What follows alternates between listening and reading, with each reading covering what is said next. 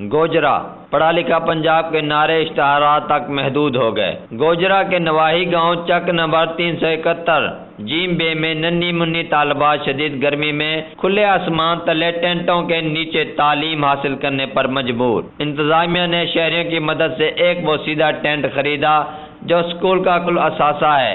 170 سے زائد تعداد رکھنے والے اسکول میں کوئی کمرہ نہیں، نہ ہی چار دیواری۔ اسکول میں سیکورٹی وجوہات کی بنا پر طالبات خوف کے سائے میں تعلیم حاصل کرنے پر مجبور۔ شہریوں کا کہنا تھا کہ بسم اللہ الرحمن الرحیم، السلام علیکم ورحمۃ اللہ۔